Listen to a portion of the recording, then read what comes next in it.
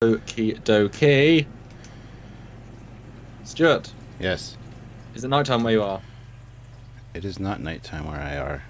Well, it's nighttime where I am, and if I look out the window, I see a bright star. Possibly the brightest star in the horizon over Is there. is it Saru because he's so bright? No, it's a meteor. It's going to kill the Earth in about 20 minutes or maybe an hour 58, depending on how the live goes. So you better watch and see. Well, it's like 6:07 there, so Yeah, it is. if it destroys you in a few minutes, it'll still take 5 hours to get to me, I guess. Yep. I love time zone jokes. Right? I love because time zones, and we get screwed over by the daylight savings, and you just realise it's like, oh dear. But yes, the stars are bright. Maybe we'll see. I will disclaimer. I've gone into this watching it obviously because a fan sent me it. Thank you, fan. Because but I haven't had any other context from anyone else about what they think about it. So I'm going in totally with my and my family's expectations and my enjoyment, Uh huh. nothing else, which is very similar to what I went for last time. But because I haven't watched your thing, because then I want to know what you think. It's part of the fun is actually talking to you about it. But I'll let you talk to the wonderful audience while I share the headphones for what it is. Yes, I know my shirt is backwards. Thank you, Steven. That's just because it's Skype, and yeah, you're gonna have to live with that. So hello to everyone. LM Productions, CD Horde, ML Productions is saying good morning, guys. Hope everyone is doing well. It's evening for Samuel. It's afternoon for me. So you must be Pacific time, which is Or, good because I'm glad or we. Australia, and it's like super early in the morning. Yes. So yeah, we're happy to do this a little bit earlier than the normal time because we want to get some more people involved, and put your shirt on inside out will be correct. No, it won't. Just pretend that it's correct. That's the best way to go about things. Thank you, Bird of Prey, for joining. Ricky Radio, Xavier Gamer, all you guys, hello. So just going to talk about the brightest star today, the latest Discovery short trek. So yes, Samuel's going to share this around while we wait for some people to join.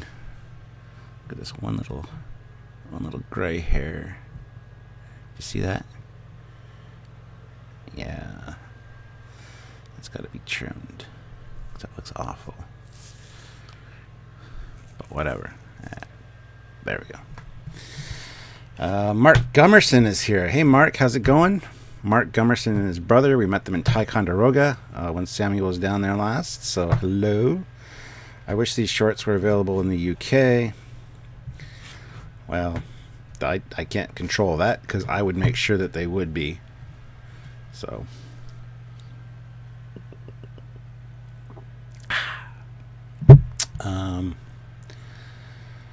Robert, Joseph, hello guys. All right, so slowly people are populating in, which is good. Sorry we're a little bit late, but real life and all that. Technical issues, but we're getting better at them. Right? For your information, I tried the code Trekyards yesterday. I didn't know and it said the code expired. It wasn't a big deal. Yeah, I know. I just got a message about that on the video. I just messaged my person at Eagle Moss, so they will be looking into that. Should not be expired, so sorry about that, guys. So everyone pause and buy things in a minute because it's fine, guys. Just I guess good to know. Good to know. And Dax, my video is only backwards because it's on Skype, and I'm recording the Skype window. So Samuel's right. I'm backwards, which is fine. But you're gonna have to live with it. No streaming service wants to pay for them, even when the prices go down. Well, no confirmation of that, unfortunately. Yeah.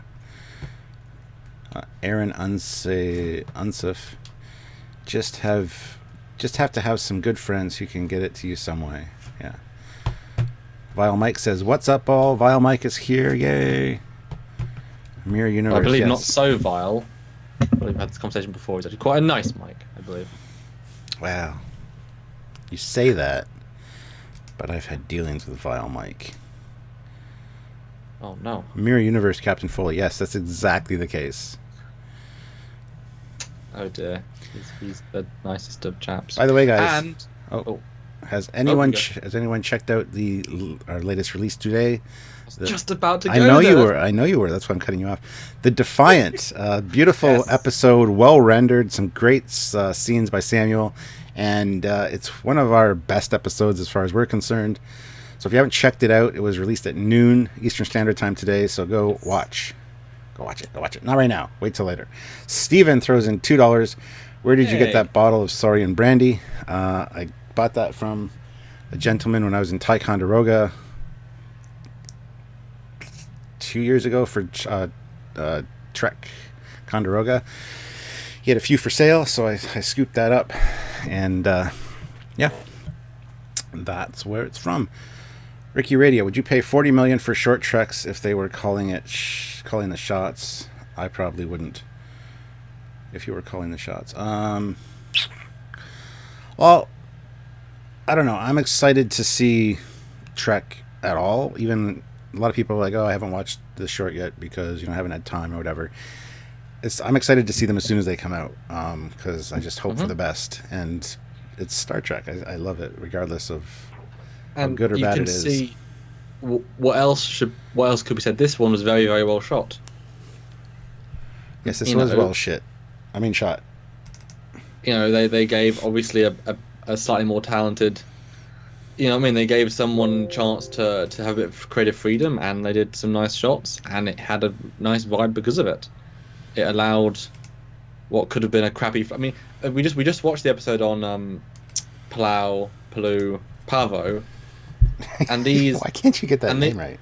I don't know. And these planet shots looked far better than Pavo. Like way nicer. Yeah, that's one thing I can definitely say about this one. It was beautifully shot, and like the makeup was phenomenal. It was a nice little short for sure as far as visually.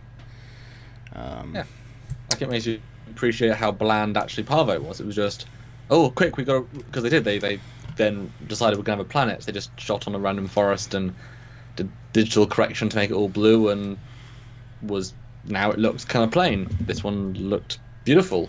I wish Discovery shot more like that, with depth of field and these gorgeous angles and yeah.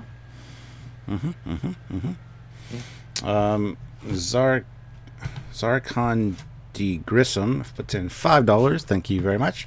Any Katinga D7 or D6 animations? Let's see. I don't think so. I would say no. No. But I can maybe send Stuart one. Yeah, well, if you can send me one, he put in $5, so we will play an animation for him. If Samuel sends it. I'll play the Birds of Prey until then. Yeah. Because I haven't remastered any, but I will send you one that I know I did at some point. But it's not the same quality, but it also, people just want cool things, so it can just be cool because it's cool. Yes. No, that's wrong.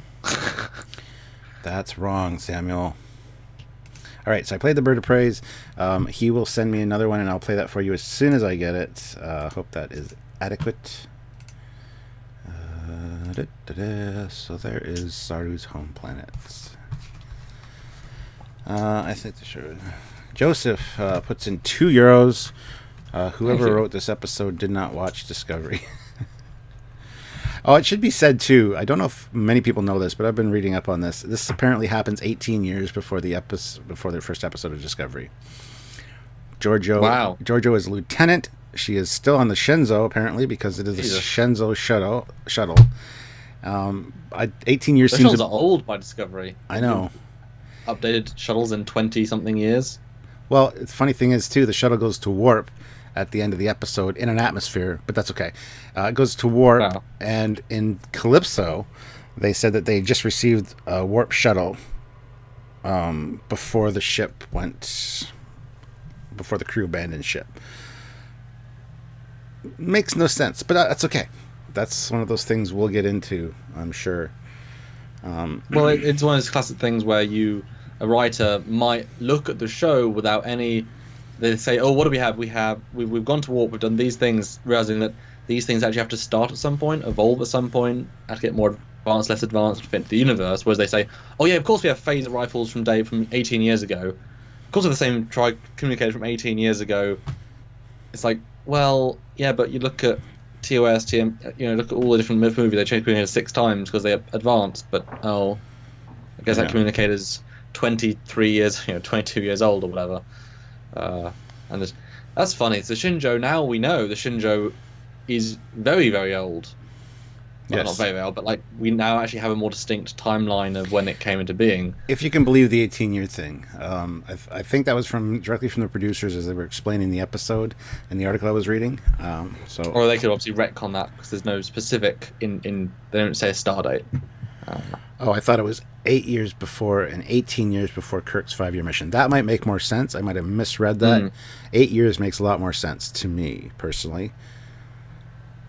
One thing... is that a disco t-shirt you wear, Foley? Yes, it is. I didn't want to wear this one today because I usually wear the disco shirt when it's an episode I like. I mean, this was all right, but it was dark this morning. I was tired. It was a dark t-shirt. I threw it on. I thought it was my Transformers one. Got upstairs, looked in the mirror, and went, good God. Oh, well, I'm not changing. Ran out, did some Christmas stuff, Christmas shopping, stuff like that with Sylvia. Just got back, so there's that. And one thing that really annoyed me with this episode, and I don't know if it stood out to anyone else, Giorgio trying to say the word ingenuity. She could not say the word ingenuity. I don't know how many takes they took for that, but she stumbled over that word, and I guess the universal translator wasn't working because it didn't translate well. But Can't say it did stand to me, but yeah. I can't even mimic how she said it because it was just so awful. I'm like, what the hell? I know what she's trying to get at, but it's clear that it's just not a word she's used to saying. Non-native language does make a difference, Yeah. Zarkon D. Grissom puts another $5. The Adaman maneuver from BSG was a better warp hyperspace jump in an atmosphere than the STD short. Oh, you made me say STD. Damn it, I usually say Discovery.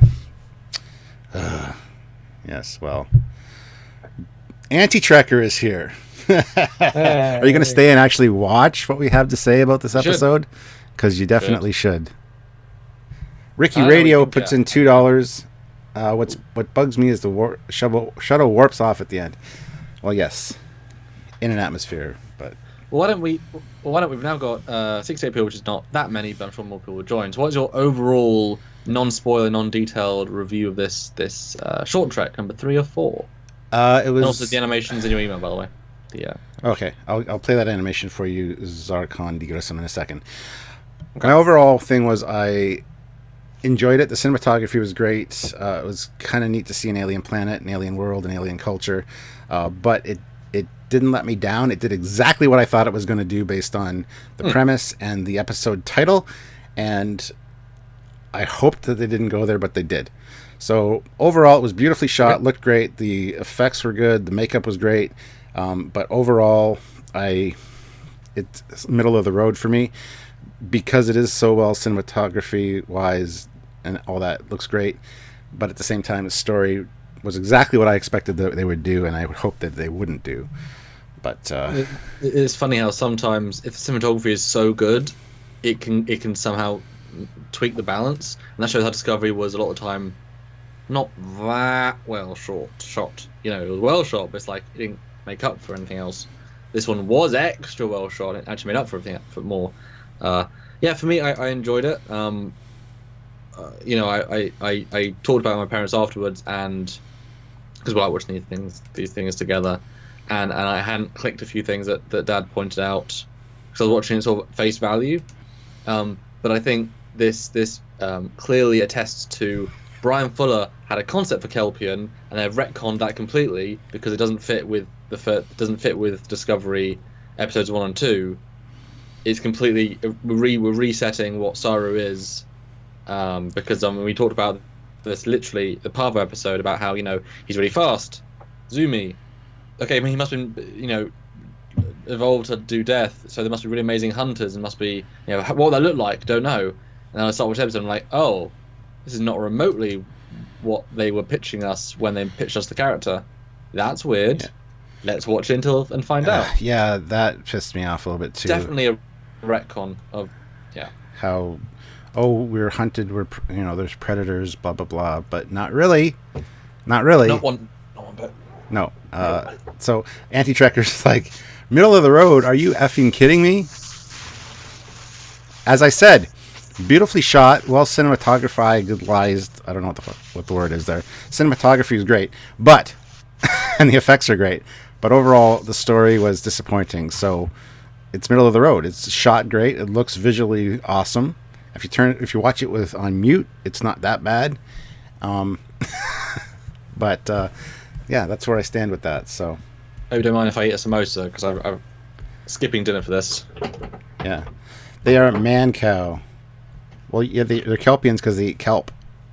That's clever. I guess that makes me a median because I eat meat. Well, we can discuss that in a minute. Yeah. Okay, let's start then. Yes, as we tend to do. Not yet. Someone said a thing. Joseph puts in €2. Tosk on DS9 was hunted. Kelpians were slaughtered. And we don't even know if they were slaughtered. They disappeared. We don't know what happens to them. Maybe they're taken up to this other race's ships and like liberated and join their crew or something. Who knows?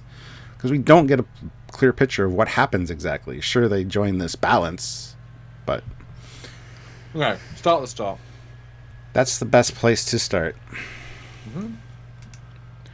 Please tell me that Foley loves the Bee Gees and isn't wearing a Star Trek Discovery shirt. I'm wearing... What the hell happened to my video? Wow. Black alert, black alert. That's messed up. Never seen that before. No. Wow. The reason I'm wearing this shirt is because Disco and I'm Stuart. Disco Stu, get it? Let's... But anyway, let's start at the start. Let's get into the review. Nice opening, good voiceover. Yes, it was great hearing Saru's voiceover on this. Again, great seeing the indigenous planet, the people doing what they do. But again, they're just harvesting seaweed or kelp. Hence, Kelpians. Ugh. Well, explain that. Why do you think they're called Kelpians because they eat kelp? Where does that come from? Well, they're harvesting seaweed and drying it and eating kelp. That's clearly kelp. So what? Just saying. But they also, I'm sure they do other things in their lives. Oh, I'm sure they do, but that's the one thing they focus on, and that was stupid. I didn't remotely think they're called kelp because Kelpians say kelp. Not for 1 second, so it's kind of confusing me that was brought up. did. That was the first thing I thought, because that's clearly kelp. And a few other people have said the same thing. I mean, do they have a name for their species? Because they don't mention the name of the species. They call them Saru. Yeah. So does he invent a name? Is this Giorgio Federation's name? Because is it translatable in their language, not their language? It was translator, not. I mean, that's a bigger question to ask. Because did the Bau, whoever they are, did they name the Kelpians they made them, and therefore name them something? And why would you tell did they tell the creatures what they're called? Does a cow know it's called a cow? Well, we named it a cow. I assume they're from a planet called Kelpia or something. Yeah, they call it something It wasn't Kelpius, but it was something similar to Kel. Yeah. I just didn't get that from that. Jill Wright puts in $5. Thank you, Jill. Thank you. Maybe Kelpians are made into kelp farmers to contain them, since before domestication they evolved to evade capture. Could be. I'm not sure. But apparently Anti-Trekker's unsubscribing because I said this is a nice scene, which I didn't say. I just said that it was well shot. I don't think he's paying attention as usual. Well, yeah. But is it the vibe I got in this episode was very much that they've already filmed a large chunk of season 2, most of it.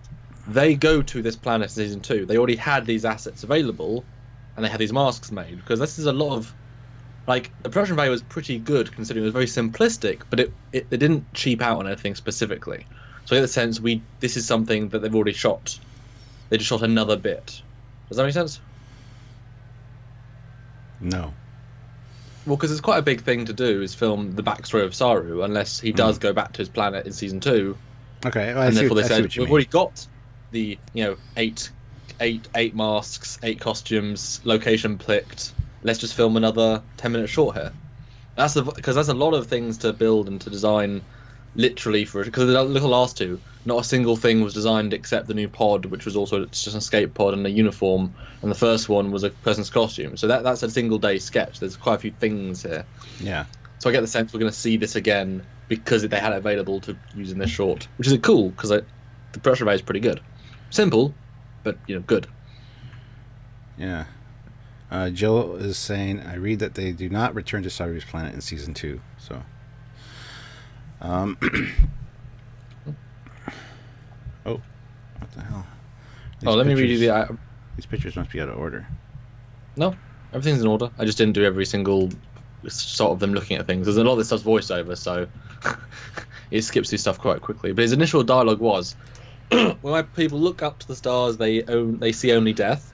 And they welcome it. They do not question it, because when they're called, when it's time for the harvest, they march willingly towards it. They say when they take you, the pain leaves. They bring about balance to the planet. That's like changing at the end there. But so when they look up to the stars, they only see death. And they welcome it. Okay. So what's the point of evolving to sense death? I'm guessing the only reason they sense death is that when the bow send a signal of, we're going to kill 8 of you, therefore those 8 sense death, and they're picked because they sense death. Otherwise, what's the point in sensing death if there's nothing of a sense? Like, what point do they sense death unless it's the bow telling them they're going to die now? That's why I thought it was better for them to be hunted like by a predator on the planet, that they can sense death, and like a herd of cattle or deer be able to run because they can sense it coming. That's what I thought, and they just dropped the ball on that.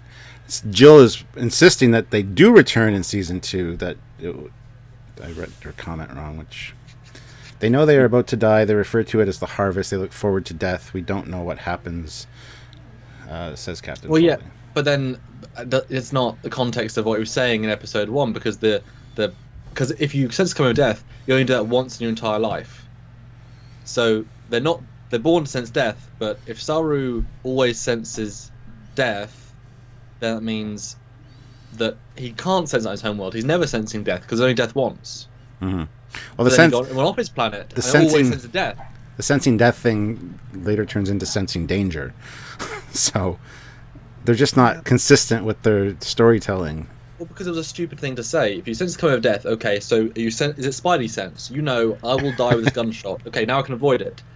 But most of the day, you don't sense death.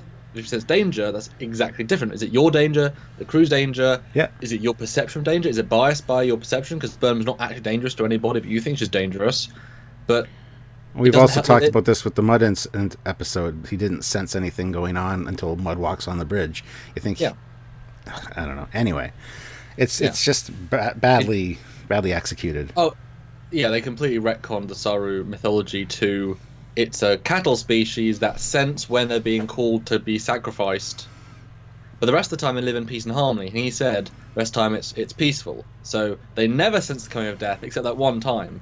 And he actually went off to be a scaredy cat in the galaxy bravely, but he went to be scared all the time. It doesn't...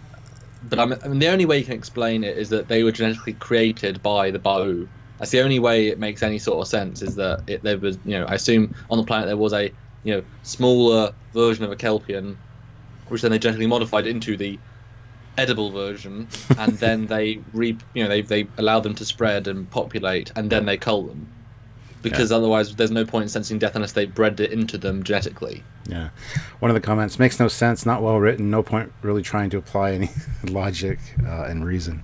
Yeah, well, I think it was finely written as a we're restarting Kelpians. Like this by itself works really well, but it doesn't work with the Brian Fuller episode 1 and 2 version. It doesn't actually work as a grander concept, but as a little piece of, it's interesting. It's a because my mum said something interesting. Damn it, I lost it.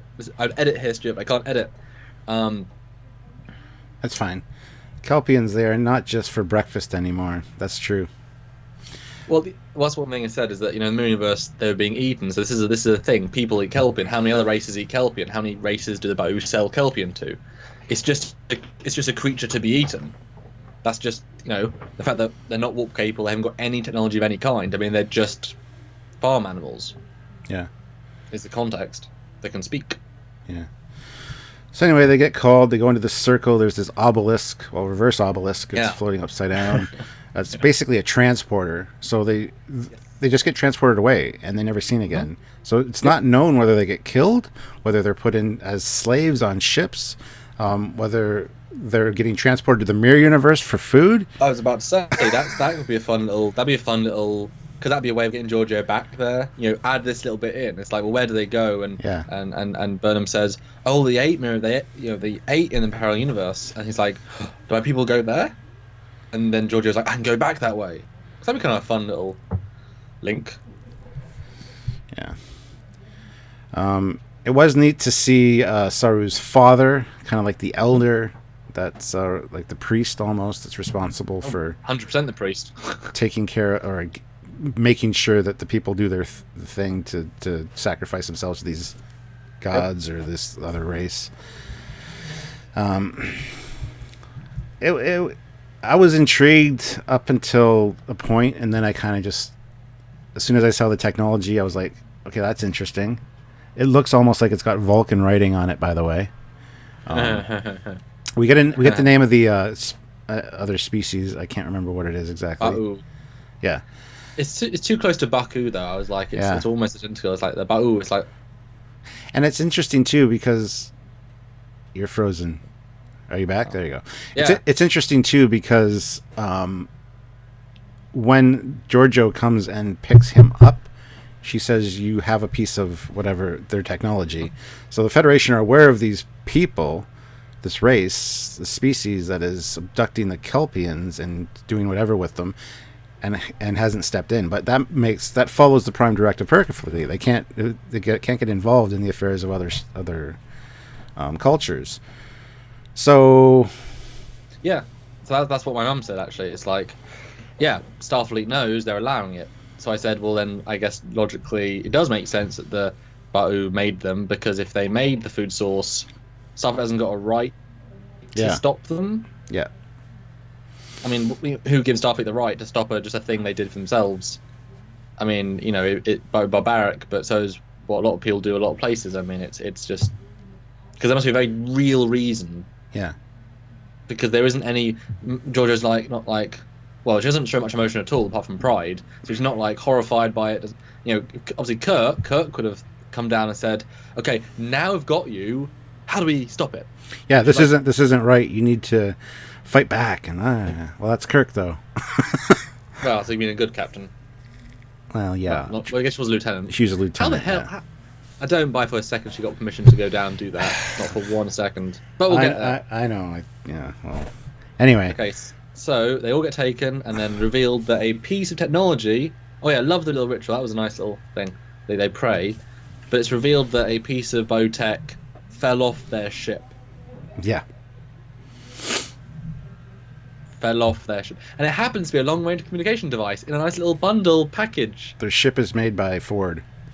Maybe it was a test. They're dropping this communication tech to see if they're smart enough to use it. And maybe contact them and say, we don't want to be taken away anymore.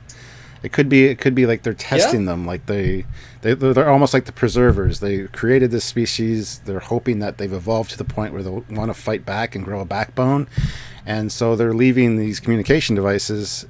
So in the hopes that somebody's going to contact them specifically, not just put out a general call or whatever. I don't know.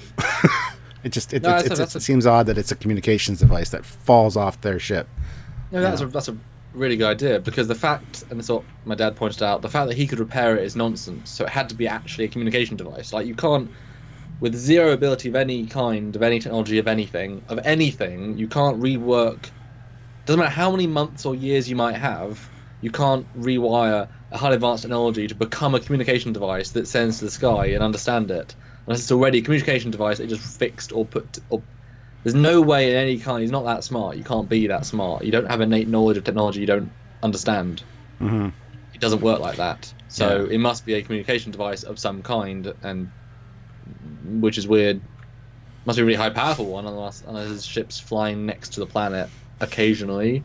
And why didn't the bows notice the signal and then say, "Stop signaling, or we'll kill more of you"? Give us our shit back. Yeah. How do they destroy it? How do they destroy hyper advanced technology that... They probably throw it in a volcano or something with the primitive culture. That. Yeah. Yeah, so Anti-Tracker says Saru's dad was the high priest. His title was Top Ramen. Oh, that's funny. Yeah. It was cool seeing more of his species, though, and it was interesting because Doug Jones is responsible for making Saru and basically the mannerisms of the species. So I was watching the other ones to see if they kind of followed suit. Not so much. Yeah, they didn't do the same kind of walk. And yeah, but it was nice seeing the family there, the sister and the dad, and Saru says, "What's beyond the stars?" Like he's curious, but he sounds like he's 7. Which he might be. Well, true, I guess, but I mean, there's no sense of time, of age, of whatever. I mean, they're all. I mean, everyone. We don't see a single child. The dad doesn't even look old. He just looks. I mean, you would have said he was the same age as Saru if he wasn't wearing white clothing. You know what I mean? There's no age markers on them. Although I guess you could say the sister looks very, very smooth Kelpian skin. That's just her face. And I did think they're great alternate makeups. Mm-hmm. Like everyone looked. I mean, you said earlier, but everyone looked great. But there's no sense of children. Maybe they're bred at a certain age. Maybe they're created in a lab because there was no children. There was no old people, and they age from a certain point, and then where's his to make babies if that's how they do it, or they don't. I mean, I guess it was taken by the thingy, but yeah. Ricky Radio says they should be called Camarians. Mm-hmm. Yeah. I agree. But there was weird. There was no sense of Z only. German puts in €5. Says greetings. Thought it was an good episode. They only partially violated the Prime Directive. The Kelpians had already been contacted by a warped civilization. Sure. Only Saru was removed. So minimal impact on the culture, absolutely. Oh, yeah, sure. I mean, Kirk's done worse for breakfast. Yeah. But it's weird that, this chance you didn't get any real sense of the hierarchy of the civilization, of the family structure, of the society, of the day job. Like, it was a weirdly, now you think about it, it's like it was a very linear, simple story. But I mean, again, I get the impression they are just created in a lab, cloned, whatever, put on this little beach, and then farmed every few. There's nothing else to them. Which means they are created for its purpose. So it's even weirder to have, Cowman on the bridge of a starship, and possibly in command of the next ship. Definitely not what Brian intended. Yeah. Yeah, there was so much possibility, and I was looking forward to seeing these predators on this planet and seeing how this worked, and I was just disappointed. And the title, The Brightest Star, made me think, okay, well, Saru is in Starfleet, so he's the one that somehow contacts them. I hope they don't really do that, because I hope the Kelpians are part of the Federation now and have been saved, and that's why, sure, they were hunted by predators at one point, but not anymore. And, of course, they did exactly what I expected them to do with the way they handled this, and having Saru be the one that is the most intelligent, is the brightest star, so to speak, and stands out and actually gets saved. So again, it explains why we don't see the Kelpians anymore in Star Trek. That's nice, but at the same time, who cared in the first place? Exactly, yeah. I mean, they're now just cow species. Like the idea of them and the predatoriness and how they survive was interesting. This is not interesting as who gives a damn about their race? We now know the entire point of their race. There's nothing out. There's no deeper layers. They're bred to be eaten. Okay, cool. And Saru was the only smart one. Okay, cool. Yeah. There we go. The story's now been told. All we can go back is now save them, and then we learn more about them. But there's, and how big is the colony? Well, we only got to see a little bit of it, but we didn't get really a sense of anything beyond his little home. And Well, are there multiple colonies, multiple beamy orb things? I would guess so. Better way of keeping your cattle separated in different colonies around the planet, and then multiple beams, so you have like one harvest every day in different parts of the planet. It's like the restrictions on fishing. You can only fish males between a certain size. You can't keep females. You can't do whatever. Yeah, so they basically go around the planet, and so they don't wipe out the species. They selectively take. That's a great idea. But if they took like 9 people, and we only got a sense of like maybe a 30, 40, 50 colony people. Like, there was never any crowd scenes, any places to have crowds. I mean, obviously it's so limited in budget, but we never got a sense of a population. So if you take 8 people, well, how long does it take to make 8 new people? Like, you've got to actively repopulate quicker than you take them. Yeah. You didn't get they obviously the time constraints, but it's a short. They could have made it 5 minutes longer. It's their own short for their own thing, you know. Well, Anti-Trekker said he wants to talk to us about this sometime because we consider this a good episode. He is leaving right now because he's got to go to work. Oh, okay. So bye, Anti-Trekker. But he said we're way too nice.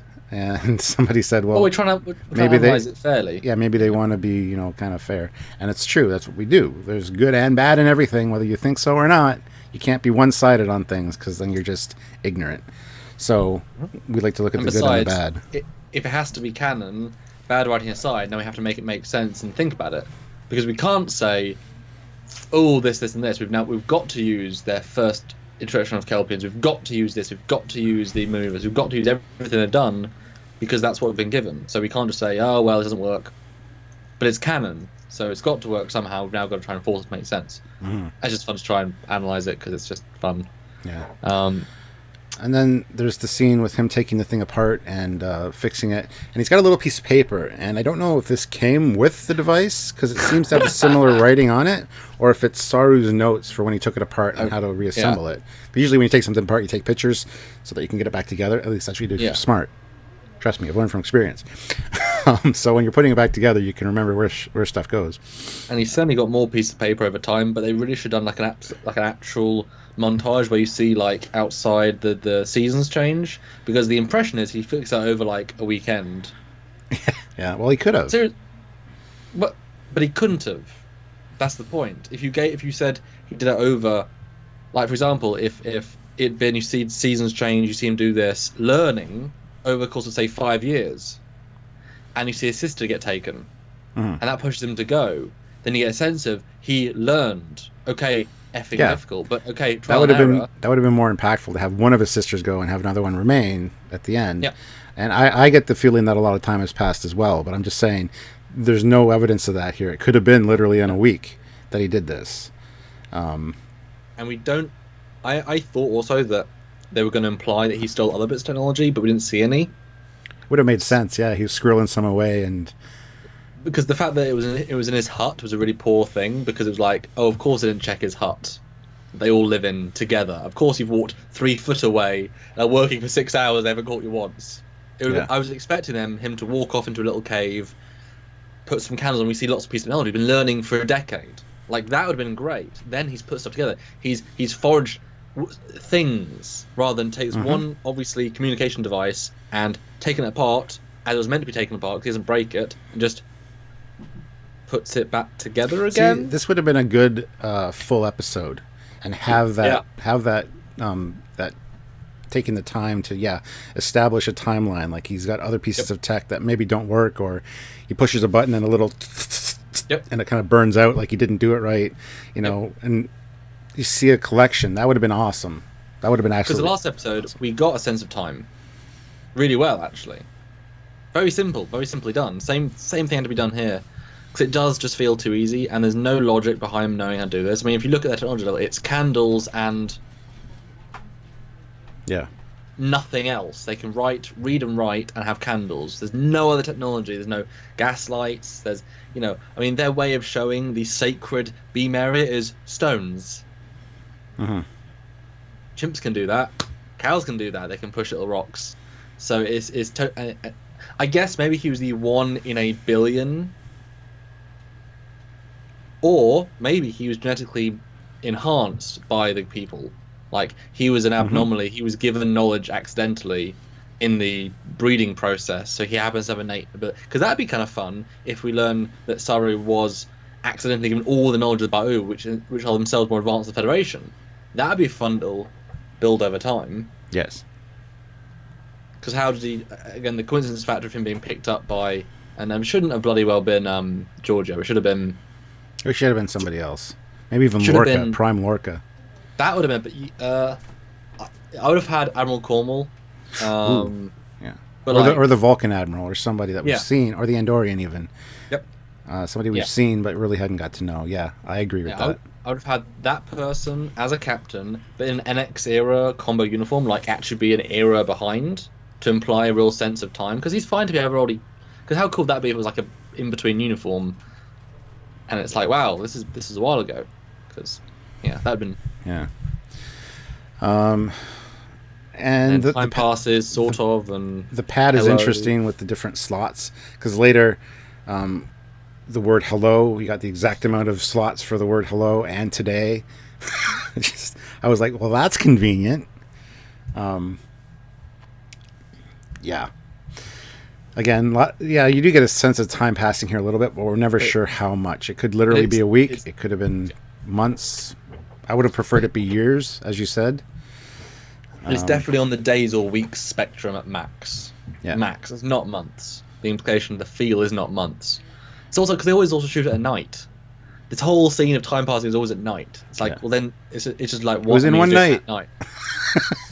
And the hello is a bit weird because, I mean, it takes a long time to decipher, a language to understand what the letters mean. You need the entire alphabet. You need context. You need But to be given hello means zero to him, and you can't make hello make sense. Yeah. Unless you have everything else. And then today, when today came up, he wrote today, like he copied it. Whether I get the sense that he's learning the language via this machine. But at the same time, I thought, well, maybe he just copied it because he might want to use it later, and he doesn't know what it means. But then later, he's going out with his sister to go look at the stars, and it's almost like he knows that it's today, literally, that's when it's coming. The logical feel in it is that he's just parroting as part of the I'm trying to learn this language, but he hasn't got it yet. Because again, if it was 5 years, okay, he could learn it, sure, I could buy that. I don't know. And then today is a bit like you said, weird. And then it's a lovely little scene. I said, is a sister going to get any lines? And then she got lines. Yeah. It's like she has so little impact until she has a little bit of impact. And it was nice. He tells her to go back. He's going to go look at the stars and be safe. And you can tell that it's almost like he's saying goodbye to her because he caresses her face and says, "Be safe." Oh, yeah. And she's like, "Here, take this for the flowers. Every now and then look down because there's beauty down here as well." So that's kind of like a tie because I think she knows that something's going on, and that he's always so distant and he's always looking up. But she wants him to realize that there's beauty around him as well, which is it's a nice scene. Best written scene of it, Yeah. easily. But it's weird because he wouldn't. I mean, the implication is that the box has told him information about what's in it. About you're going to get picked up. We're aliens. We're friendly. There's implication there, but the time doesn't work. Yeah. So if you looked at it literally as part of the thing, he is assuming it's not the Ba'u who are going to kill him. Because, like you say, it would be smarter the Ba'u just even trick the smartest people to reveal themselves. They get killed early to not hurt the herd. But for him to be okay enough to go to the meeting point and be like, he wasn't even scared. Like, well, he shouldn't be sent to the coming of death because there was no coming of death there, idiot. And then how did the universal translator work? We'll get there in a minute. But it's like that didn't. Well, Bird of Prey says that he said hello. He sent an audio hello. Apparently, he said hello, and I don't remember that personally. I don't remember that either. Maybe he did, and I missed it. And that would give them something to work with, because the Federation is aware of them. They're aware of the other race as well. So it could be that they do know the language, so it's already pre-programmed in the Universal Translator. Yeah. Plus, we know the Universal Translator is pretty quick. It just takes a few words. Even in Enterprise, I just need you to speak. I need you to speak. And they say a few words, and then it starts to kick in. And that's when they used to plug the communicator into the Universal Translator that Hoshi built. And this is 80 years later. So, No, I think they already have made contact at some point. I love this top shot of the whole encampment. Yeah. But again, if that's the entire scale, it's like, 35 huts. Yeah. 200 people, 200 Kelpians live in this little settlement. And then the shuttle comes down, a completely identical shuttle to the past. And and on that mountain or that ridge top, right above the village, that's smart. Dad said, they've still got their lights on. Yes. First contact, guys. Like, it would have been nice if he'd been walking for like a day and a night, so he got a sense of he doesn't exactly know where it is. He's been moving around, and then maybe the shuttle's already landed. He sees it, he walks towards it, scared, and then Georgia walks out. Yeah, there's something in the trees that he's looking at, and this ganglia comes out. Yeah, and all of a sudden the lights flash on. Yeah, and the door opens, and Giorgio gets out. That would have made a lot more sense. Yeah, not just because they gave him coordinates which he understood. They haven't got maps. They haven't got technology. I mean, they might have little drawn things, but so you're saying and it would have made more sense if he had the pad with him, so they could at least track the pad to know where to land. See, that would have been an easy way of him walking. They just track it. Yeah, absolutely. But yeah, why has he left that? He'll get in trouble for that because it's been several days or weeks. The dad would be like, "Son, you ruined the thing, and it keeps bleeping. What do I do with it?" Yeah, and then we see Giorgio, who is meant to look younger. They just changed her hair. Yeah. I mean, well, got to give him credit. She does have Lieutenant Pips on her badge. So, although that is an obvious thing, so you shouldn't give him credit for obvious. I'm surprised they did it, to be honest. That's obvious. It was good they got her. I mean, it's such a, literally, we'll drive you to a park in LA. We'll film it sort of during twilight because they didn't shoot some of the stuff during night because the sky's too bright. And it's not. Yeah, he done some digital correction stuff, like that entire scene in the field where he's talking to his sister. That was filmed at daytime. They just day to nighted it. Yeah, like you can tell, it's not nighttime. Night doesn't look like that. And then she is proud of him and talks to the translator and tries to say ingenuity, and can't. Yep. I really want to know how many takes it took to get that. Why not just change the word to something she's more comfortable with? Because you can tell, because English is in her first language, that's a tough one, ingenuity. And the way she stumbles over it, I cringed. I had to rewind and listen again. Anyway, nitpick, I know, but it's like they filmed it once and go, we're good with that. Let's just go. We're losing the light. We need to just get the same, Yeah. And then, of course, his sister sees the shuttle, and the shuttle goes to warp in the atmosphere, which you can't give him too much shit for, because in Star Trek 4, the bird of prey goes to warp while still in the atmosphere as well. Also a mistake. Right? I know. But and then I brought up Calypso earlier, how they had just received a warp-capable shuttle before the crew of the Discovery abandoned the ship, and they hadn't had a chance to test it yet. But they didn't mean a new it going to warp. They meant a new shuttle in the line, because we've seen Discovery shuttles always be able to go to warp since the third episode. So it wasn't a new warp capable. It's just. But the way it's presented in Calypso is like, oh, we got this new warp capable shuttle now. I just think the comma's in the wrong place in the line. Yeah. So worth pointing out, though, at least. Dale Stafford puts in $2. Sorry, you guys' analysis of these is indispensable. Thanks. Well, that's what we try to do. We break it down scene by scene and look at the good and the bad. So thank you very much, Dale. Because I think it's a really nicely done short. It's just got flaws, but that is a summary of Lost Discovery. It's poorly thought out, poorly written. Although this is not poorly written, it's poorly written for the canon, but it's also rebooting the canon. But I mean, think about it. This might be a sign that they're, pushing away season 1. You know what I mean? Because it's clearly a reboot, ideally of what the Kelpians are. Fine, there we go. Mm-hmm. Then season 2 will reboot Klingons. Again, there we go. D7, reboot the designs. There we go. Hope we'll see Discovery refit, and they might ignore Calypso. I don't know. Well, I didn't like that in the next short trailer you saw that they had old school Klingons. That'd be the best time to show the hair Klingons. Unless it is set during his initial escape, then that's fine. But Chef Cook puts in $1.99, says, how old do you think Saru is? And he says, play animation number 14. So I'll play 14. Samuel, you chat on that. Well, I'm going to guess they have different day-night cycles. anyway, based on things we see and the feel of the planet. I would guess he would be early 20s, the equivalent. But when you live in a world where there's no technology, no understanding, no life, there's nothing to life except eating, sleeping, hanging out, and getting eaten by your overlords. I mean, you stay younger feeling because there's nothing. You're not defined by anything. He's obviously not found a mate yet. He's not socializing with people, it seems. So maybe he's an autistic, and that innocence of where he asks his father what's beyond the stars, plays to a younger version. Yeah, exactly. Yeah, but it was I would like to like it would have been very cool. I think if everything that's the summary of this episode would have been very cool but if they'd actually had him be like 80 years old.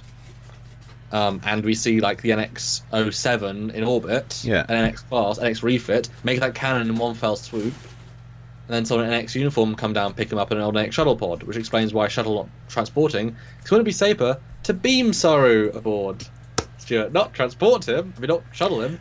Much safer, yeah. Less cultural contamination. Dumbasses again. But if it's the NX era, you could say shuttle pod. It's slightly less. I don't know. You can be more strategic. I don't know. That would have been nice to do that really easily. I mean, come on. Doug would have given them the NX-01 refit model. See it in orbit. No, don't need Giorgio. Save the budget for Michelle Yeoh's acting fee for one day or for 20 minutes and, have 2 new space shots and you could make the whole thing cooler and have him be ancient.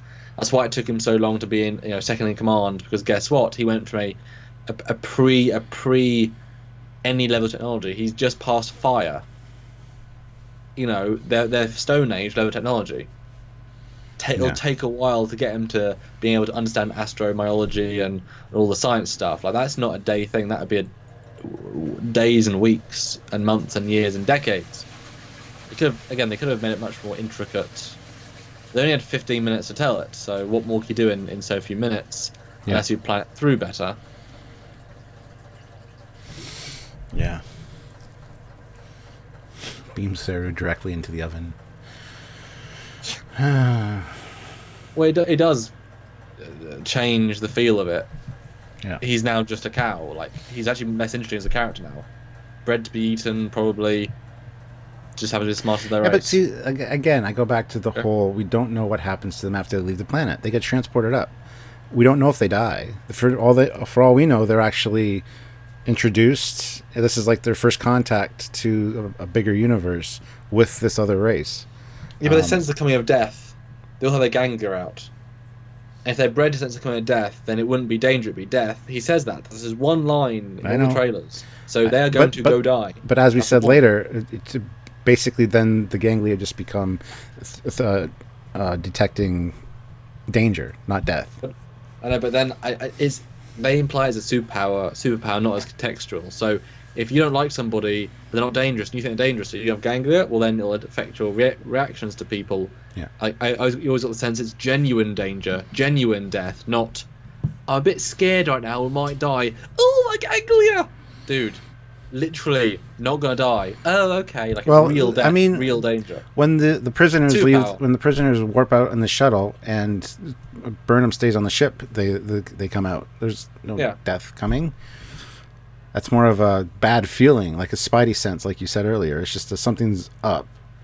So I get the feeling that's what it is. It's in the way he It's just Brian had an idea, and you just that one speech is his entire character line. His entire point in the trailer was that one thing. That was like, oh, he's interesting. No, he just got a little bit of a spidey sense, which has never helped him at any point, pretty much. It's a useless ability. He's just very smart. But how is he that smart? I don't know. Yeah. It's a soft canon reboot of the Saru. Is what it is. Which is sad. I was sorely disappointed. It's almost like they went against their own canon with the explanation of his species. I expected them to be living in fear on a planet with active predators or another clan that was hunting them per se. So. Yeah, it's yeah. I mean, they threw away Brian Fuller's Bible for better, good. But yeah, it would have been nice if this is why you plan things. This is why you plan things. This is why Discovery doesn't falls a bit, because it clearly hasn't been thought out properly. Yeah. And especially if they had the chance to actually, And Tim Theo says, I think the ganglia is just a physical manifestation of our gut feeling or our instinct. Yeah, but again, Saru's line, genetically bred. But that was Brian Fuller. That was early on. Also, he was saying that to Burnham. How many times do you think he said that to Burnham? They've known each other for 7 years. Yeah, they know. How often does he say, by the way, Captain, don't know if you... I know, Saru! We've been saying it for 18/8 years. Shut up. It's so unhelpful. Never has it been... It's like Deanna Troy. I can't sense anything apart from the time I can, because script. Although, if it was 8 years, then Saru got to the Shinjo as an officer within 1 year of Burnham getting to the Shinjo as officer. He went from stone level technology to second in command. I know. Or head science officer. That's where 18 years makes more sense to me. But 8 seems more likely with her going from lieutenant to captain. Well, that's the thing. Giorgio wouldn't be going from lieutenant to captain in 1 year. Yeah. He wouldn't. So it'd have to be 18 years. And then still... I mean, I would buy... Now, one thing that an article did say that I quite liked, this now actually gives some sort of weight to him being so pissed off at Burnham. Because it wasn't for what she did. It was for the fact that she got Giorgio died, the one that rescued him. That's the only context you need. Because it never made sense why he hated her that way. I want to learn from her. It's like... Although now it makes even worse sense, because he had 22 years to learn from her. And you didn't learn anything, apparently. Well, I think it was more like 8 years makes more sense to me than 18. But then which we need to talk about Giorgio convincing Starfleet to let her come and get this guy.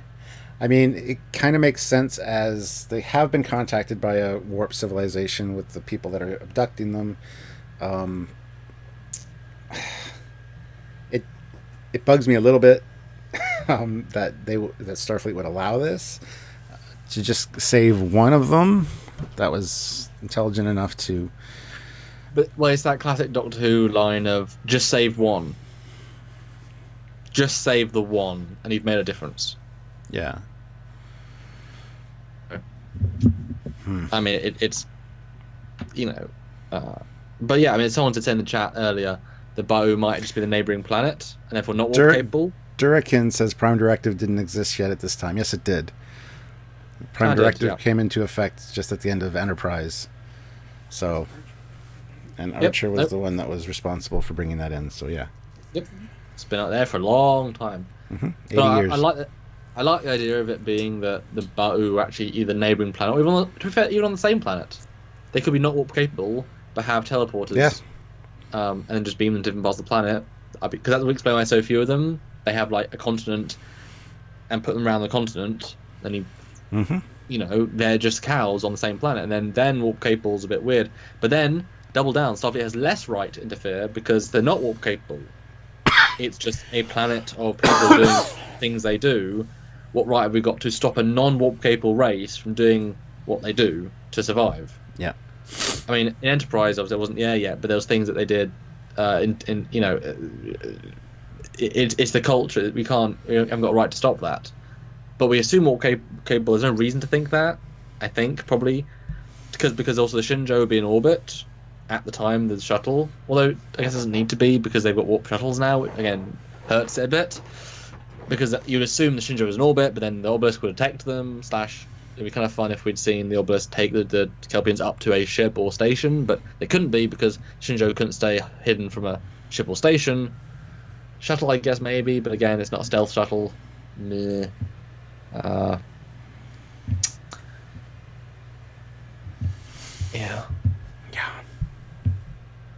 How did Giorgio convince Starfleet to let Saru into the Academy, let alone take just him from his planet?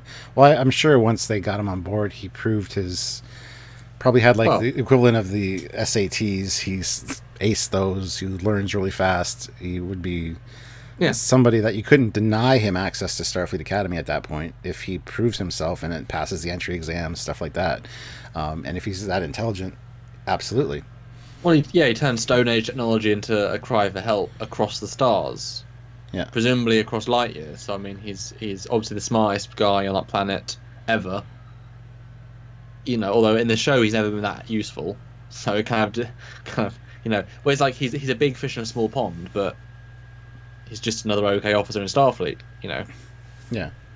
Although did get 18 years is pretty good for from literally less than nothing to lieutenant. It's pretty good. Or commander. No, it's commander through, isn't it? Yep. That's a damn And quick. Giorgio went from lieutenant to captain in the same amount of time. You think she'd be an admiral by now? But anyway. Well, it shows Saru's brilliant. I kind of like then that Saru went to the academy, did everything, and then asked to be on Giorgio's ship. Or she asked for him specifically. Yeah. I would think of the other way around, because I mean she's done so many things in her life. This is one of the many. I mean, 18 years of whatever. I mean, okay, I saved one guy once, but lots of things. So I would assume that he would ask because she's his savior. He would be forever look up her as because think about where they went from. The ones that were above, because in the script they say, who's above? Only the Watchers, only the Ba'u. That is the heavens. So now he's gone for this religion where the people that own the sky own us. To there's my one savior. It'd be his god for a bit. His mind isn't open. You can't be that beyond the society when it's all you've ever known. So he would still look at her as this amazing messiah to a point. So he would ask to be on her ship, and then to a she gets point, killed. yeah. The fact that he questions his dad and all the beliefs that he was raised with the whole time makes him obviously more open-minded and more, why go past I need to question things. I can't just accept what is told to me all the time. And that's the way you advance. That's the way you evolve. So he would grow past that within a couple of years. But I mean, at the start, he'd be like, "You are my savior," and hopefully she'd be like, "Okay, now go somewhere and be a." Nice refugee or something, and we'll get you some care. And then he's like, I want to. Now, wouldn't it be interesting for season 2, if they do go back to this planet, that because the shuttle was seen, and because his sister saw it, because he disappeared, now there's this new mythology, this new religion, that he is the chosen one, or he was their messiah, and he survived. He was taken to the stars. Yeah. Is hope that he's there to change the way that they are. The second coming of Saru. Yeah, the second coming of Saru. Yes. True. And that would be awesome if he beams down. Yeah. I mean, he's the only one that's ever gone to the heavens and survived. Yeah, he'd be the absolute. And he surely would know everything about the Ba'u. He would have tried to stop them at some point, got refused. Yeah. He's such a coward, brave coward. But I mean, you can't go against everything you've ever known a second time. He's not going to go attack the Ba'u ship, is he? He's going to try and convince people. Well, I really think that should be his life's goal, to free them. You would think. Mm-hmm. So the Federation's really going to have a good argument for stopping him. Planet, I mean, it's the entire planet's ecosystem. What do you want from us? Yeah. They're not even more capable yet. We can't do anything. It's interesting. Anyway, raises a lot of questions. Doesn't answer too much. It actually changes my perception of what his planet was like. And yeah, it kind of goes against the initial we sense the coming of death kind of thing. I don't know. It's not super great. Yeah. It's just weird that it, again, needs another draft to make sure it fit into the canon. Or if they, I mean, there's points where they have to save face, but if they just said to the public, we're going to soft retcon season 1, just say it. It's not going to hurt Brian Full's career that much. Come on, just say it. Season 1, soft retcon, but no, past the wars, we have a more positive vibe, and at the start of season 1 they're saying our own vibe because we're, you love the ramblings of a person desperately trying to make it work for the fans. Do you remember when they said, Stuart, at the end of season 1 it'd all fit into canon in the interviews? Do you remember they said that at the panels? Mm-hmm. All the questions by end of season 1, all the just canon lineup is like, yeah, you liars. It was See, terrible. Well, this opens up so many possibilities because it could be that he later finds his sister on a planet or something, or his father, perhaps, that they were taken aboard this other ship, Yeah. used as slaves, left to die because they were wounded or something. They didn't want to go back for them. He runs into them, has to return them, or maybe not necessarily return them. It would just there's so many possibilities for future stories with this, considering he's the only one that's ever left the planet. It opens up so much. Dale Stafford puts in $2. This background info should have been on an episode. Yeah, this could have been included in an episode or just in a narrative by Saru talking to somebody in an episode. Yeah, or a full episode on its own and expanded more for that time period. Or maybe the Pavo episode. Make it his home planet, have them go to a different part of the planet. Yeah. And him have to deal with that problem. And that's one of the reasons he didn't want to leave, because... Yeah. Because he doesn't... I don't know. Because the thing is, now we know he didn't sense the coming of death on his home planet. He wasn't chosen yet. So wouldn't going home, now he's lived the constant fear, wouldn't you be more secure feeling in your own planet? Yeah. So it would have worked, actually, if in the Saru planet we'd seen women, children, babies, and old people get taken. Any age. Because then you get a sense of, at any point, anyone could get taken. Because it felt like a ritual where a certain age group get taken between, the mid-age or the old age of the group. That's the sense you got. But if you've seen a baby be taken, then it's like, okay, they always have to be scared, because at any moment there should have been a baby and an elderly for sure. Yeah. Because I got the sense that even his dad could have been called at some point. Yeah. But having that sense of, okay, at any moment they could die, then also the live for the moment would work. Let's just try and enjoy freedom, because tomorrow we might get taken, because every single day, and it's different numbers of people, rather than there's a vibe we got. It's very ceremonial. It felt like every month they call 8 people, and because you sense death, you sense who you are, and you get called there, and that's what happens. Bird of Prey 5 says the dad makes the choice. That'd be interesting if we find that out later in another episode, that if Saru discovers that his dad was the one that was making the choices for the culling, and I don't know. But we didn't get any sense of a hierarchy, a structure, a political body, any kind of civilization. Like I said, it is just herding cattle that get the food to eat and then get picked. So it's very plain, Mm-hmm. It's weird. It shouldn't have been a short. You could take the end bit or the start bit as a short, but the story shouldn't have been a short. It should have been a 40-minute episode. Well, should have been a Netflix 60-minute episode. What the short should have been is, picking him up and introducing him to the crew of the Shinzo and his desire to get into Starfleet. That would have been cool.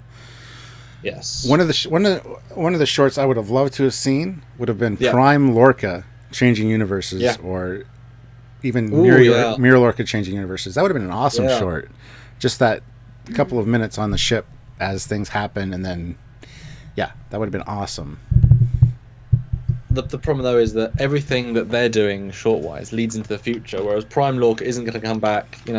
He's assumed dead. He might come back, but it'll be several seasons / a run of ideas. Mirror Lorca might come back, but it'll be a mycelium ghost and then something else.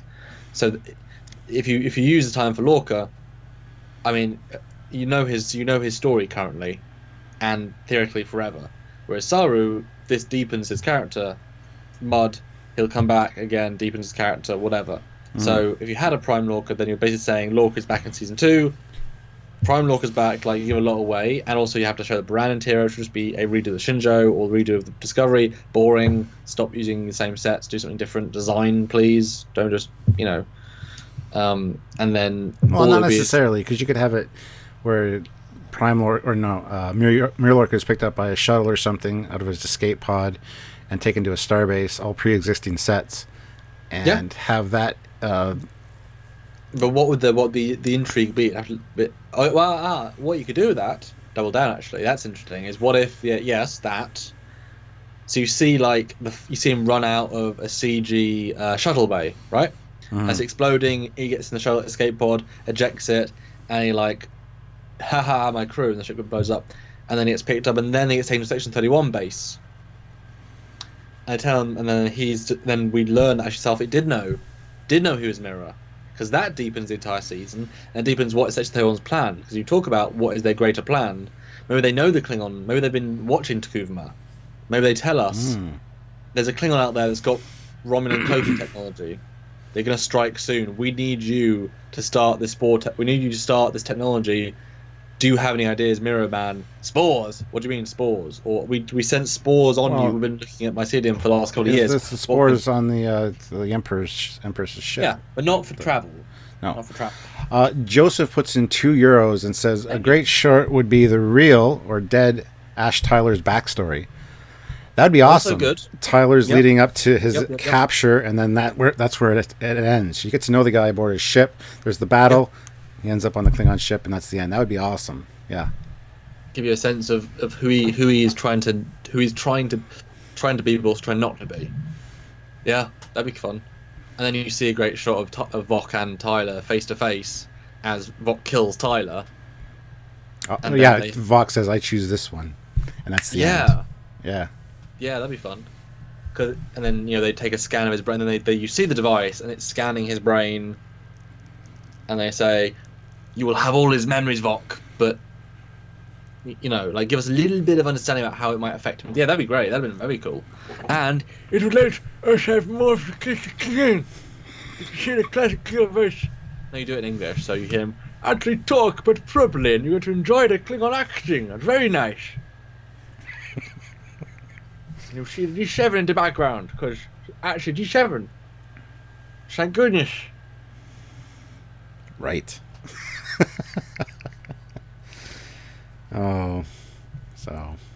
Yeah. So guys, I'm going to rate this on a scale of 1 to 10 for short, I guess. I place this is better than Runaway, but not as good as Calypso. So this is definitely in the middle of the three, and I'd give this probably a 5.5 out of 10 personally. Okay. I would agree, better than Runaway, because that had the most stupid plot holes. Calypso was not a Star Trek story, except the fact on the sets, which helped it, but also I don't care as much, except obviously he's a new character in the show, which will be interesting. This one, I wanted to care more. I like the potential. I don't care it's a soft reboot, because Discovery's a soft reboot, and then Season 2's a soft reboot, and then Enterprise is a soft reboot, Pike's a soft reboot. I'll give it a 7.5, easily. It was well written, well shot, well paced. It just needed more. Because this would have been a great first act. Or flashbacks would have been perfect. Wouldn't it have been cool if the Star Trek shorts, all 4 of them, ended up being a full, complete episode, but from 4 different characters' perspectives? Yeah. 4 different pieces of the timeline of the story. That would have been awesome to tie them all together somehow. It was like a bonus episode, but spaced out over 4 months. Because you got to wonder what... They had the entire width and breadth of the Star Trek universe, and they picked Tilly's engineer enthusiasm school mum complaint bit. They picked, let's introduce the new character very confusingly, but very well done for introducing. Let's give Saru a background that soft reboots him, and let's reveal how Mudd escaped from the Klingons. It's like, why are they the 4? You had 4 choices, 4 abilities. Why are they the 4? You're right. Why isn't there a Klingon? Why isn't it just a Klingon one? Like a really solid High Council, Klingon culture, soft-head, smooth-head Klingon. Allow it to soft reboot Klingons properly in a short. Or why isn't there one that just takes place on one set and really? It's weird choice. But this one had the most, I think, potential, because it was like a major character, the backstory, boom. Yeah. Which is the risk, because if it doesn't go good enough, oh, that's the backstory. Oh, okay.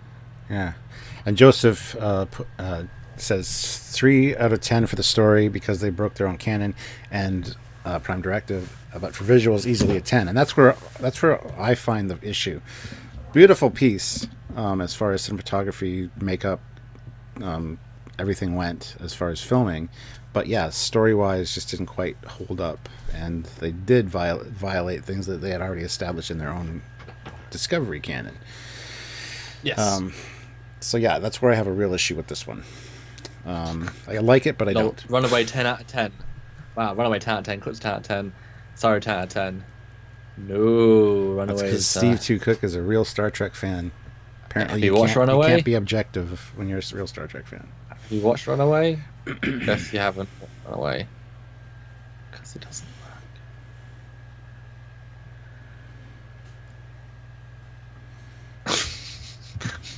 You guys are so bitter. Yeah. -1 out of 10 for Runaway, 0.5 out of 10 for Calypso, and I agree with Anti-Trekker, an FU of 10 for this one. No, I don't think so. I think real talent went into making this one. Great quality masks, good set design, good cinematography, good editing. Like this was like Runaway was good direction, good acting. Doug Jones did fantastic in this episode. Although half voiceover. Yeah. Like he didn't do as much acting as I was expecting. It was mostly physical, and most of it was like he was doing something. It was kind of underacted, but I think that's probably part of it as well because he's a child, a teen. I don't know. You know what it was, Stuart? It's another missed opportunity. Yeah. The modicum, the classic Discovery thing. Yeah. Yeah, what Dale said. Yeah, I was reading that too. Well, there we go, guys. There's another super chat coming in here. Hold on. It's funny how my OBS notifies me of the super chats before YouTube does. Chef Cook, $4.99. Thank you. There was an episode of TNG called First Contact. Picard took a scientist in a pre-warp planet. He did violate the Prime Directive. He wants animation number 3. Yeah, and there was he didn't mean to though, and he wanted to make it right. And yeah, that's a great episode. And also, you felt repercussions in it. I mean, there wasn't a sense of who cares.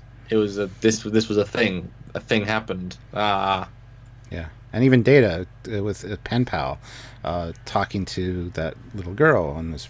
Yeah. It normally has a less sense of repercussions and they don't do it lightly. But there's always exceptions. Again, look at Kirk. I mean, exceptions to every rule.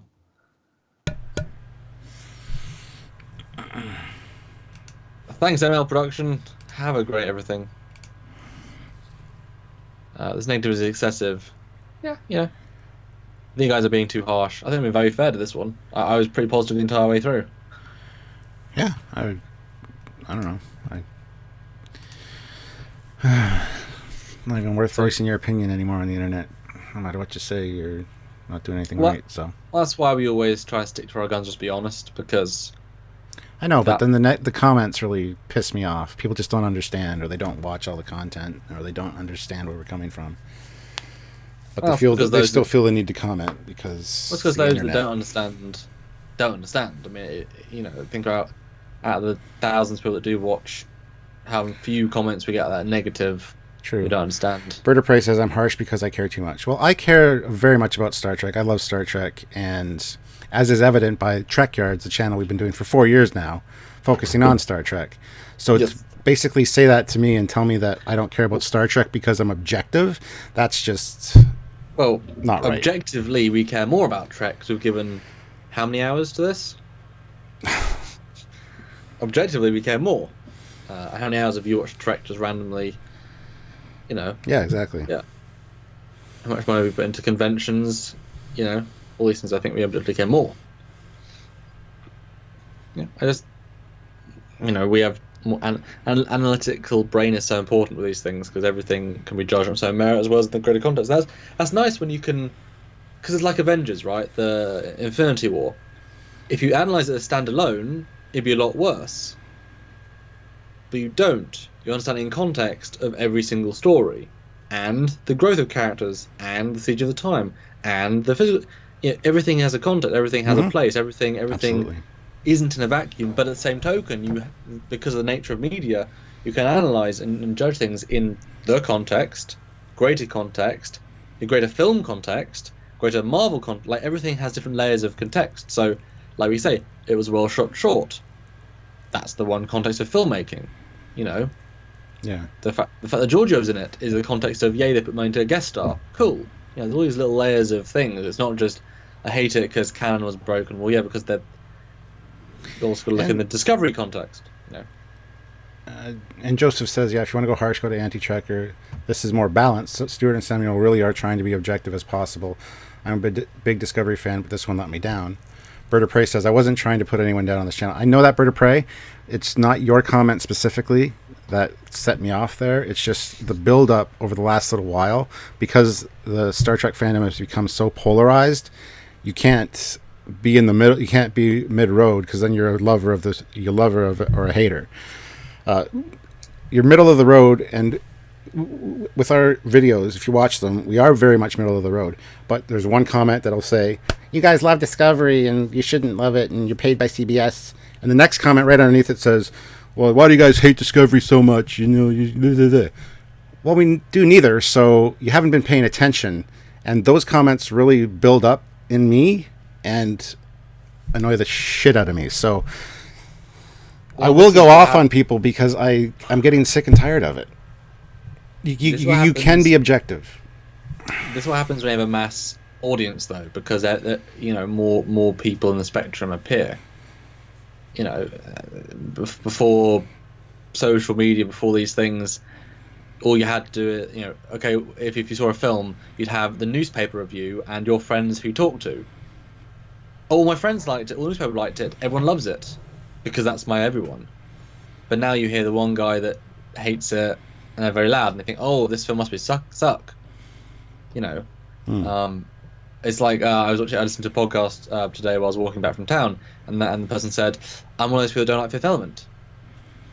I think it's really overrated and doesn't like it. I'm like, I see nothing wrong with Fifth Element at all. Like, for me, it's one of the better films of its type. People are different, but because we have the ability to talk to people, you have such a thing. But it's interesting because we had this years ago with the JJ, but it was always its own universe. So that's the beginning of the polarization of the fan base right there. Where is it here? There's a great... Richard Cullen says, it's trench warfare. You stand in the middle. You are in no man's land, the most dangerous ground. It should never be like that. And I totally agree. That's the perfect analogy for it. You got the lovers on the one side, the haters on the other, and we're in the middle where all the shells are flying by. So we're getting hit by both sides. And I'm not going to polarize the channel and say we hate Discovery or we love Discovery, because I love a lot of aspects of Discovery. Like I say, I look forward to when a new episode comes out. I want to watch it right away. Whether it's and talk about it right away. Good or bad, there's good to be found in it and there's bad to be found in it. It's all in your mindset. So if you've already polarized your mind to hate it, then you might as well not even watch it, because... And we do have hope. We've always had hope because we've always looked to the future, and then the new we both, in essence, gushed over the season 2 trailer, because now... our expectations are so low. We saw a D7, we saw Klingons with hair, we saw a sense of exploration and original-ish courses. Like, there's things we're hopeful for. Mm-hmm. It's just up to them to see if they've actually listened to the fans. Now, obviously, the fans is such a generic term, because we just saw there's lovers and haters. Yeah.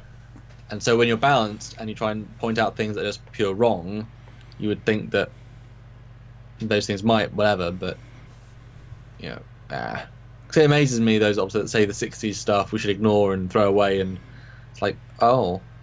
Well, if it wasn't for that, there'd be no other ones. So that's just and those and argue that who cares if Trek fans watch it? It's like, well, you understand that Trek only because the Trek fans wrote to people to be got a third season, then got a movie, because Trek fans kept it alive. Without Trek fans who are still alive now, you wouldn't have had Trek.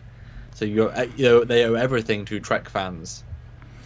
Jill Wright puts in $2, says Trekyards equals balance, fair, intelligent, and creative. Thank you very much, Jill. That's the way we'd like to think of it anyway. Yes. And Jill's awesome. She's been here for every one of our lives. She's always got intelligent comments, and yes, thank you for joining us. Good stuff to say. Yeah. Yeah. But anyway, so I guess that ends the thanks for everyone's whatever. I guess we've got a few minutes of Hidely Host. If anyone wants to ask any questions or discuss about anything, then please do. And don't forget, there's animation. So if you want to super chat and pick an animation, you can definitely do so. We'd love to share a lot of them with you. We do rely on those to support the channel, because everything else has kind of gone down a bit. So super chats keep the channel alive. Very much so. Yes. But yeah, we love interacting with you guys, and unfortunately, just with discussions like this, and again, we get other comments as well. Like, I saw a comment today on my Andrew Probert concept Eagle Moss review of the Enterprise C, which should be called the Probert class, somebody said, which is fine. That, oh, this is really sad. He's showing the magazine that we can all take a look at, that we have in our collection. I mean, it looks like Trekyards is running out of stuff to do. Oh, so sad. And I'm like, no, we still have all our regular content. I'm just showing the magazine for those that might not have it and want to maybe possibly get it. I don't read the magazine word for word. I just show a few things, discuss a few things, then look at the model. It's a review. It's an addition to our regular content. See, yes. People don't pay attention to everything that's going on the channel, and we get comments like that, which infuriate me, to say the least. It's funny, as someone who doesn't actually comment on things, it would take a lot for me to actually actively comment on something. Yeah. Randomly or not. Normally it's if I think someone's actively wrong, so I know for a fact, because that's, important sometimes, but it's tricky. Redneck Lever 22 puts in $2 and says, to all the negative commenters, get over it. Thanks. Dale Stafford puts in $2 and says, majority of us know that you are fair. Suggest an animation. Okay, I will pick one. I'll let Samuel pick one, by the way, from earlier. Yeah, I played it earlier. Yeah. Firefly at Space Dock, please. Okay. That D7 was a long time ago. Mark Gummerson puts in $5. Thank you, Mark. Thank you. I'm just happy to get new Trek. I don't want a dry spell like post Enterprise. That was awful. Even with the dry spells, I've got all the series upstairs. I can throw them in anytime I want. They're not going anywhere. Just because people make bad Trek doesn't mean that old Trek that I love is going anywhere. It's not like... I make the joke that every time they make bad Trek, that another season of the original series disappears, because I remember all 7 seasons of the original series, but apparently a lot of people only think there were 3 seasons. Like, what's up with that? It's because they're making bad Trek, in your opinion. All the good Trek from the past is now gone. Although, to be fair, you can actively damage the past. I mean, Last Jedi hurts the original trilogy. It hurts characters. You can, retroactively hurt canon, hurt people, hurt seasons. Yeah. Zarkon D. Grissom again puts in $5. I know y'all are CBS, Paramount, and ILM, and Disney, and fan-made content shills. LOL. Just kidding. Great animations and content, by the way. Well, thank you very much. I would happily be an ILM shill. Have you seen their work? I'd happily be any of them shills and be paid to toe the line. I'd like the Lamborghini in my driveway. Like I said, don't make Captain Foley angry. You wouldn't like him when he's angry. That's true. Samuel's seen me angry. Samuel himself is scary when he's angry. Oh, yeah. Well, it doesn't happen often. Right. Yeah. But do watch our Defiant episode from today, because none of us were angry in a really on top form. It's an awesome episode. I watched it back and I was like, that's impressive. Plus the new renders that Samuel did. It is a fantastic episode today. So yes, check out the definitive full breakdown of the Defiant today on Trekyards. With full canon, but also some good analysis. And it is a full 1080p episode. Our very first Trekyards style full 1080, which is a, happy day. So everything looks even crisper. Like legitimately even crisper. So please do. It's a lot of fun to do. It's such a good ship. I mean, it's so different, but good.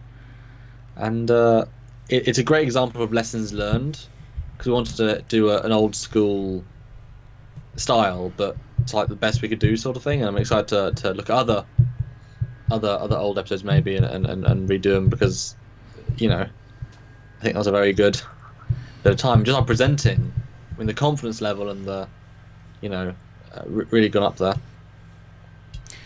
Dale Stafford says Stewart needs to be at CBS and Sam needs to be at ILM. That would be a true power team. Absolutely. I'll be the canon king, and he'll be the special effects, visual effects artist. I've done it. I do it for fan films though. When they suggest something, I'm like, so it's in a visual effects term, and I say, I won't do that. Does it work that in canon? Like as a visual effect artist, I've got to make it canon. It can't actively do something that doesn't work. I always say, as an example, I want to use a wrong sort of weapon. I'm like, no. I want to use a right weapon. Yeah. For the Romulan War, though, and this is me. This isn't a little detail, but did you know in Enterprise, the Vulcan ships warp out with an orange flash. Mm. So I have Vulcan ships warping out. Nice. So I had to bloody well recolor them yellow. Everyone else actually is blue, which is weird. Even Most people wouldn't notice or care, but that's why we should be at least involved with this discovery. That's what I thought. I was thinking, well, I need to go back and look at the historical records, as Galaxy Quest fans would say, historical archives, whichever it was. Because it exists for a reason. Although it's weird the Andorians, like I said, Tellarites don't, because I was expecting them to be. I don't think we ever see Andorians go to warp, but if we had, we would have changed it. But I don't want to change it. I just want to. Captain Robert April says, "You want to see Discovery ripped into? Check out my channel." But I'm looking at this from the perspective of how this affects the overall franchise, as do others. Certain channels have different aims. Not necessarily true. We love the entire franchise and want to protect it, obviously. That's why we're here pointing out the canon inconsistencies and coming up with ways that they can fix them or possibly explain them and still maintain that continuity with the canon. That's why we're here. So to say that we don't love the franchise is not correct at all. And we do not have different aims at all. We do a history show about the canon. So yes, exactly. Canon and the tech. And the Klingons, yes, do have a red warp out. It's just important little things, The little details are often really important. Like what colours are the weapons, what colours are the glows. It's Actually, let me send you something, Stuart, because we should obviously stop this call sooner than later. I was going to show you last night. Actually, I've got two things to show you, actually. I got to get going soon, so. How soon? Because I want to talk to you after this. Soon. A couple minutes. Well, let's wrap up this live first, then, and you can show me something. So, thank you very much, guys. Everybody that super chatted, everybody that joined us. Just remember and take the word out there that we are fair and balanced. We're not one way or the other as far as hating or liking Discovery. So if you see comments that Trekyards is this, Trekyards is that, because I see comments everywhere about that. We either love it or we hate it. Just set people straight if you can, but otherwise... People love us or hate us as well, it's fair to say. Well, yeah, absolutely. But anyway, we're going to go now. So thank you very much for joining us on this Saturday. We might do some more earlier lives like this as well, so more people can tune in. It was fun seeing new faces, new names at least in the chat. And again, thank you to everybody that super chatted. And join us tomorrow at 5 when we're going to be talking about episode 10. What's it called? I don't have it written down. The title. Yeah, we're going to go into the Mirror Universe. Yes, it's the first Mirror Universe episode, and it is called Despite Yourself. Mirror. Oh. I already have the thumbnail ready and everything. I need to watch that this afternoon, take notes, so that I'm ready for tomorrow. But I'm excited because these are going to be some good episodes, I think. So tomorrow at 10 p.m. GMT, which is 5 p.m. Eastern Standard Time. Yes. And 3 p.m. LA time, I guess. No. 2. Okay. Because they're 3 hours behind us. Oh, yeah. Anyway, so yes, tomorrow 5 Eastern Standard Time, come back to talk to us about as we talk about the first episode of the Mirror Universe crossover. Dun dun dun. See how much little bits of Lorca preamble of him being evil there is actually going to be, because we're seeing proper context. That's right. So thank you very much, crew. Until next time. Dismissed. I'm Captain Foley. Yes. I'm Commander Coggins. Watch the fire. It's great. And yes. Bye, guys. Dismissed.